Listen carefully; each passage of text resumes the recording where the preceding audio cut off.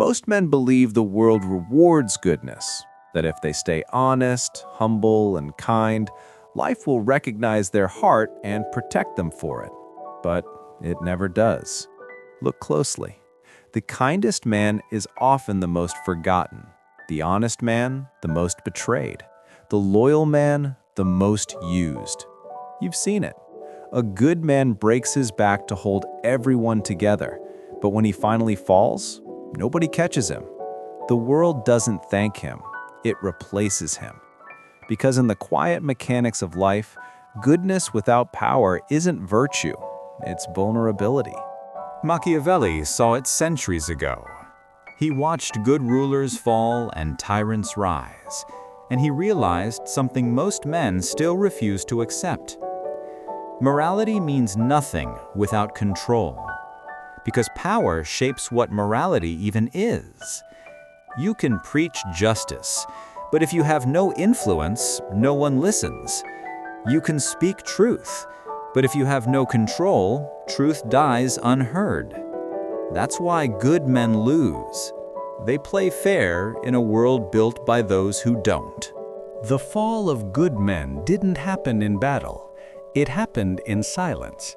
In the moments they swallowed their anger, forgave too quickly, trusted too soon. They thought restraint would earn them peace, but all it earned them was invisibility. And yet, buried inside that tragedy lies the lesson they never learned. Goodness was never supposed to be blind. It was supposed to be aware. It was supposed to see everything and still choose wisely. So before we begin, remember this. The world doesn't respect purity. It respects presence. Be calm, be kind, but never be unaware. Because awareness, not goodness, is what keeps good men alive. Let's begin. Wait, before we dive in, like the video and subscribe our channel. There is an old illusion that still haunts humanity. The belief that goodness guarantees survival. That if you are honest, fair, and kind, the world will somehow respond in kind. That virtue itself carries weight in a system built on power. But the world does not reward good men. It rewards useful men. And usefulness changes depending on who holds the throne. Goodness, in its purest form, has no strategy. It gives without measuring. It forgives without calculating. It trusts without testing. And that, precisely, is why it dies. Because in the world of power, nothing is sacred except leverage. And a man who cannot weaponize his virtue becomes a servant to those who can. The death of good men does not come suddenly. It's a slow erosion. It begins when they believe that truth speaks for itself, that fairness needs no defense. They assume people will see their integrity and respond with respect. But perception does not mirror truth. It mirrors manipulation. The powerful understand this instinctively. They know that what matters is not what is, but what appears to be. Good men make the fatal mistake of believing that appearances are beneath them. They think sincerity will expose falsehood.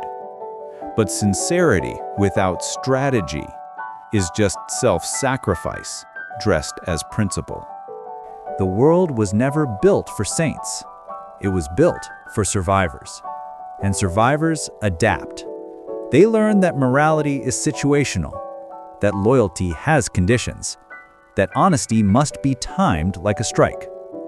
Good men, however, operate as if morality exists outside of context. They think integrity is absolute, but absolutes collapse under human instinct. A man who believes everyone is as honest as he is becomes the easiest man to deceive. And the cruel irony? His downfall will not come from enemies. It will come from the very people who once called him good. Because goodness is comforting only when it costs nothing. But the moment a good man's honesty exposes corruption, the crowd turns on him. They call him naive. They call him weak. They call him inconvenient. And the powerful will smile, because the system never has to kill its saints. It just lets the mob do it. The death of good men happens in meetings and conversations, in boardrooms and friendships, in silence and betrayal. It happens when principle meets profit, when loyalty meets ambition, when truth meets reputation. And always, always, the outcome is the same. The good man bends first, not because he lacks strength, but because he refuses to become cruel. He tells himself he will endure. He convinces himself that patience will be rewarded. He watches manipulators rise and tells himself eventually they'll be exposed. But exposure doesn't destroy the powerful. It only refines their disguise. Good men believe that justice is a natural law. It isn't. It's a human invention, one rewritten every generation by whoever holds control. In history's eyes, good men die quietly, and the cunning are buried as kings. Every era writes its morality to protect the victors. They call themselves righteous, and history believes them. The rest become whispers, legends of men who stood for something and lost. Understand this: the death of good men is not just physical, it's philosophical.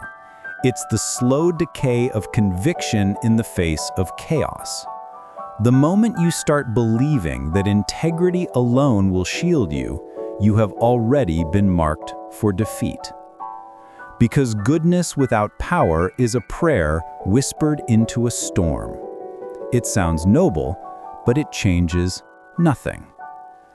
The truth is simple, but it cuts like glass. Good men die because they play fair in a game without rules. They fight for truth in a war of narratives. They refuse to lie in a system built entirely on illusion. They die not because the world hates them, but because the world consumes them. Their light makes others feel their own darkness, and people would rather destroy the mirror than face their reflection. That is the true death of a good man. Not when he stops breathing, but when he starts doubting the worth of his own honesty. Because once a good man begins to compromise to survive, he is no longer good. And yet, if he doesn't compromise, he doesn't survive. That's the paradox that kills him. That's the loop that no saint escapes. Goodness without strategy is just another form of self-destruction. The world doesn't kill good men out of malice. It kills them out of necessity. Power doesn't corrupt men. It reveals who they've always been, stripped of the fear that once kept them polite. And morality, stripped of power, reveals something else: its helplessness. The world doesn't operate on justice. It operates on influence, the quiet force that shapes decisions before anyone even realizes they're making them. Every system, every institution, every relationship runs on one invisible currency: control. Some understand this instinctively. They build their lives around it. Others, usually the good men, ignore it until it's too late. A man who refuses to study control will always belong to someone who has mastered it. That's the first mechanism. Influence doesn't announce itself. It disguises itself as fairness, as reason, as care. The person who sets the terms of morality controls the outcome of every argument. Because once you define what good means, you decide who deserves to win. Good men accept the definitions they're given. Powerful men write their own. To survive, a man must understand perception. Reality doesn't matter. Perception creates reality. It builds reputations, decides justice, elects leaders, ruins saints. Good men speak truth. Powerful men manage belief. That is why the manipulators always seem one step ahead, because they fight wars not for truth, but for narrative. They don't care who's right, they care who's remembered. Every institution is built on this understanding. Control the story, and you control the world. The mechanism of survival is psychological long before it's physical. People don't fight for reality, they fight for validation. They don't want truth, they want to be comfortable inside their chosen illusion. And the man who supplies that illusion, who understands what others need to believe, rules without ever raising his voice. This is where most good men fail. They think power lives in force. It doesn't. It lives in silence, in timing, restraint, and unseen influence. Because control isn't about what you say, it's about what you allow others to think they've discovered on their own. Survival in this world demands one skill above all: emotional detachment. Not cruelty, not indifference, but distance, the kind that allows you to see clearly while others are blinded by outrage. The good man reacts, the calculating man observes. The good man forgives too soon, the calculating man waits until forgiveness serves a purpose. Power is not about domination, it's about awareness, knowing the currents beneath the surface while everyone else drowns in noise. If you want to survive without losing yourself, you must learn the language of power without becoming fluent in corruption. Learn to smile when attacked, to listen more than you speak, to move when unseen and stop when watched. And most importantly, never reveal how much you know. Knowledge loses value the moment it's exposed. Let others underestimate you. It's the only honest advantage left in a dishonest world. Here's the paradox. To remain good, you must appear neutral. To protect truth, you must sometimes hide it. To win without cruelty, you must understand cruelty intimately, so you can dismantle it without becoming it.